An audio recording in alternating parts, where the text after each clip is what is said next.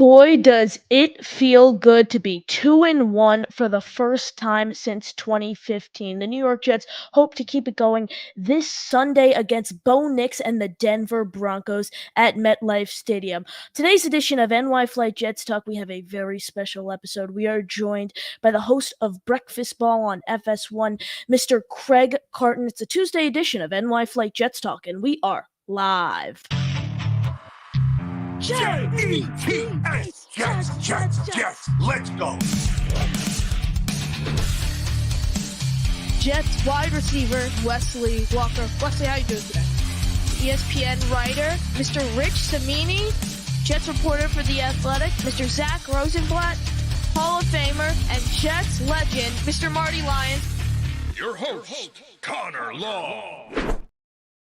Welcome in everyone, and we are here for a Tuesday edition of NY Flight Jets Talk, and like I said, we have a very special episode as we are joined by the host of Breakfast Ball on FS1. He's a diehard Jets fan, formerly of WFAN, Mr. Craig Carton, and he came ready for the show with the big Jets hat. Craig, how you doing? I'm doing great. I got to represent, right? You got the Jets jersey on. I got to wear the Jet hat. And my hat's bigger than your jersey, so I win. But it's good to be with you, buddy. Absolutely, Craig. Great to have you on. Really appreciate you coming on. First time on the show. Hopefully not the last. We're going to get right into it. And, Jets are 2-1 for the first time since 2015. Obviously, coming off this huge 24-3 victory over the New England Patriots Thursday Night Football for the home opener. Craig, how are you feeling right now? And do you think the Jets are able to keep the momentum going throughout the season? Yeah, they're a really good football team. They got a lot of talent. Obviously, we got a quarterback for the first time in really both our lifetimes. Yes, I'm a lot older than you are. But think about the stat you put out there that's been since 2015, since the Jets were 2-1. So just to put it in to context, you were 4. I wasn't a Jet fan. Yep. You were 4 years old, right? You weren't in kindergarten yet, and that's how long it's been. So we can't get cocky. We can't get too overconfident. But what we saw, obviously, the other night is that this team with that quarterback could be very, very good. And I think you look at their schedule now, I think they beat Denver easily. I know Sam Darnold's been playing great. They go out to London, they beat Minnesota. And then week 6, the matchup, that will be the number one game of that weekend. And that's going to be the Red Hot Bills against our Jets. Absolutely. The Jets, after this Broncos game, that's why I think this game is so important, because they have this game, which should be an easy victory. But then after that, they have to play 3-0 teams consecutively in the Vikings, Bills, and the Steelers. So I think this victory is so important. If the Jets are able to start 3-1, I think that would be great. But Craig, looking at the Jets' overall team as a whole, I'm going to start with the pass rush. Hassan Reddick, he's still not here. Will McDonald, he stepped up 5 sacks in the first 3 games, second most in the league. Craig, do you think the Jets' pass rush is going to be able to keep succeeding without Reddick? Well, it's more so with that. It's without Jermaine Johnson, right? Yes. Who got hurt, because Hassan Reddick's not playing for the Jets. Joe Douglas made it abundantly clear, there's an old line in politics, you don't negotiate with terrorists. And that's kind of how the Jets are handling this Hassan Reddick thing right now, where they thought they had an agreement. They thought that, they had an understanding. We know what your contract is. We're not going to change it. Have a great year. Handshake deal. We'll pay you a lot of money.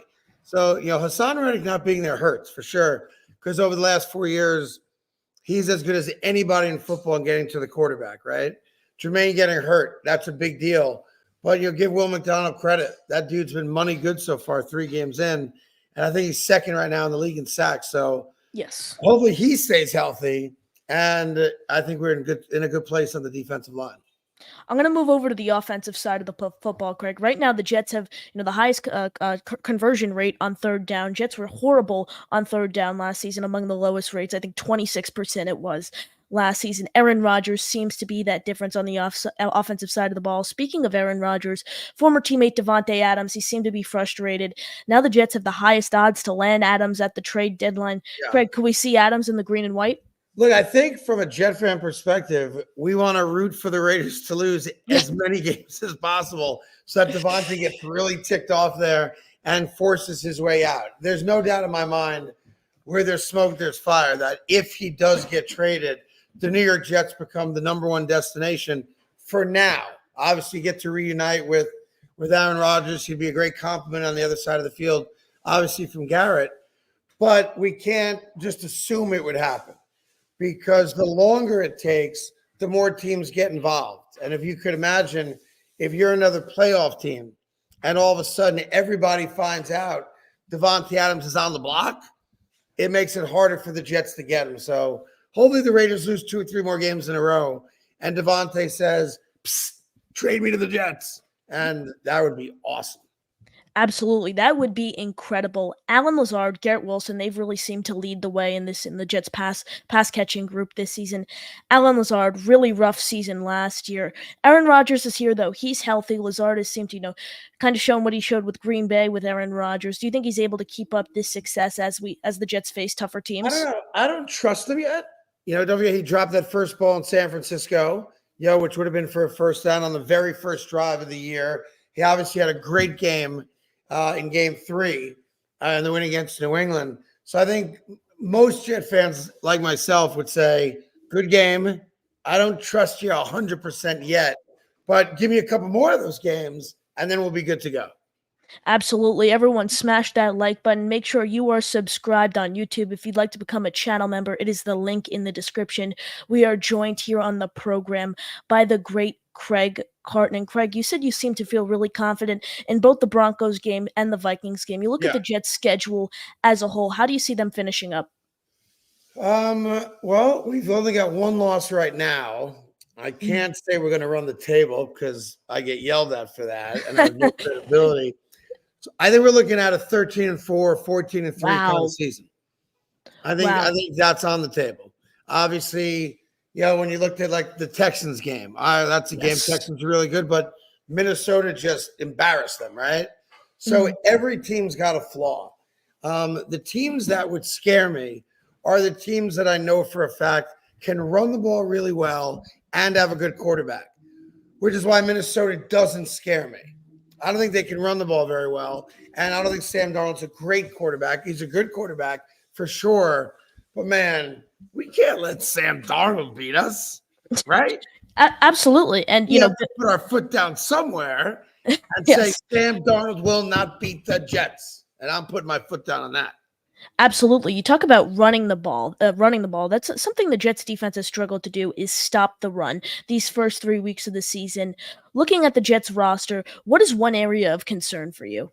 Yeah, what's that? It's the run defense. Backup running back Mason in San Francisco, although he had a good game in week 2 as well, ran for 147 yards against us. Ramondre Stevenson, even though we curtailed him, he banged his finger up in the face mask. So he came out of the game. I think he ran for 20, 25 yards. I'm a little concerned when you go up against a team that's really good at running the ball and committed to running the ball. Like the Ravens would pose a problem for me, for the New York Jets, but I don't have to worry about that because we're not playing them. So I would just look at teams that run the ball well and have a decent quarterback. Those are teams that will be able to move the ball against us a little bit. Yeah, absolutely. And I'm going to transition back to the pass rush. Rookie quarterback Bo Nix kind of reminds me of Will Levis a bit, his ability to get out of the pocket, make stupid errors really at times. The Jets pressure Nix. What do you think, are they going to rattle Nix? How do you expect the Jets defense to contain Nix? I know they got the win and they blew Tampa out, but you have an aggressive defense that can get to the quarterback. That's going to cause Bo Nix fits. So we're going to show him things that he's never seen before because he's only played 3 games. And I just have no faith or belief whatsoever in Denver's offense. They don't run it very well. Outside of Cortland Sutton, they don't have a wide receiver. Bo Nix is a rookie. He will play like a rookie. And I think, that's another double-digit win for the Jets. We just can't show up and expect them to roll the ball out and we win by showing up. Like this team doesn't get that because there's still stink on the Jets because of all the years of incompetence. So we need to show up at home against Denver, take care of business. But this game should be over at halftime. Denver stinks. They really stink. Absolutely. And Craig, offensive tackle Morgan Moses, he went down towards the end Yeah, of third quarter in the Patriots game. He's expected to avoid surgery only be out for expected 2 to 4 weeks, which I think really is the best case scenario. What we saw in that injury, he never re-entered the game. However, Olufashinu, first round draft choice, this is his time to shine. When he stepped sure. in the game, he held his own against the run in the past. What do you expect out of Fashanu these next few games when Yeah, look, Moses is I out? think he's going to probably have a moment or two where we're concerned about it. I mean, he's only played 3/4 of a game, right? Half a game. Yep. And he is a rookie. So from that standpoint, you have to expect him to have some struggles along the way. The best part of what you said about Moses is that he's not out for the year. I thought he was out for the year. Like, there was no doubt in my Yes. mind we just lost him for the year. So I don't think it's going to be 2 weeks. I think we're looking more 4 to 6. But the fact that we can get him back in the interim, we're now giving meaningful minutes to a rookie. That gives us better depth on the offensive line, which is obviously better for the running attack and better for Aaron Rodgers' backside. So, in a weird way, you never root for injuries. We are not better with Moses off the field, but now we're developing a young talent, which we're going to need because the offensive line is not young. Absolutely. Speaking of rookies, Braelon Allen, he has looked great. We didn't see much of him during week 1. Absolutely, Craig. Week 2 and week 3, though, however, recording these touchdowns, I think the biggest thing is his ability to also catch the ball out of the backfield paired with his power in short yardage situations. He also has some speed to him. It's not like he fully relies on power there. When all said and done, Breece and Braelon, what do you think that 1-2 punch looks like? And the red zone situation there, Craig, because we know Braelon is so good in these short yardage Yeah, it's funny. I situations. thought going into the season that you could make the argument that Breece Hall was the best running back in football, no worse than top 3. I think you could make that argument. And I knew about Braelon Allen. Obviously, we didn't really get to see him, but this dude is a truck, right? And he's got wheels.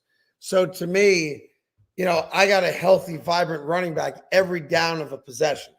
And that way, if Breece Hall gets, let's make it up, 18 to 22 touches a game, he's fresh for every one of them.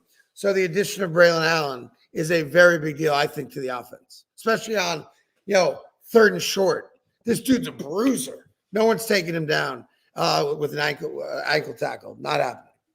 Absolutely, Craig. We appreciate you joining us here. One more thing before you go. When you were with WFAN, your radio partner, Evan Roberts, he was a big fan of he was a big fan of the site I actually currently write for right now called Jets X Factor. And you guys talked a lot about it on one of your radio programs. You were going back and forth. Is it legit? Is it not? You guys spoke a lot about my colleague, Michael Nania, who actually I work very close with. Great guy. Craig, do you currently consume any Jets X Factor content? Yeah, every day. I mean, I can't get enough, but only when Connor Long is writing stuff. If Connor's not writing it, I'm not reading it. All right. And look, I see it when it pops up in my timeline. But it's great that this is the beauty. I tell my kids, having a phone, having a laptop, the digital world existing. It's great because you represent the future for sports broadcasting. No joke. And I think you did great. You have great poise. You look great. You sound great. And you got to do it every day, man. Because there's no reason why 10 years from now, you're not doing afternoons at WFAN. Craig, I really do appreciate it. And the final question I give to here's my concern. Like, I still need a job. So is there a chance that I could be your co-host maybe? Craig, it would be a dream to co-host with you. Hey. No matter where it is, radio, TV. I'd love to work with you. Great having you on the show. Well, hold on, I offered you radio, and now you're already jumping into my TV gig. I got partners already. Craig, we appreciate it. The final question I give to every single guest I have on the show here: 4 dinner guests, anyone in the world, dead or alive, who are you taking to dinner? 4 dinner guests, anybody dead or alive. Well, I want to stay married, so my wife's got to be at the dinner. Does she count? Of course, it could be anyone. Okay. It could be someone in sports. It could be an analyst. It could be a family member. It could be anything. So my wife has to come. The grandfather I never met has to come. Like it. I would say a healthy, vibrant Muhammad Ali would have to come. Ooh. And Jesus. Craig, Absolutely love it. Do you got any final thoughts? I think what you're doing is awesome. And it's a Appreciate it. pleasure to come on. Keep on doing it. And let's do this again at the midway point of the season, okay? Craig, absolutely love it. Really appreciate you joining me. And everyone, thank you guys for watching. And as always, JTS Jets, Jets, Jets.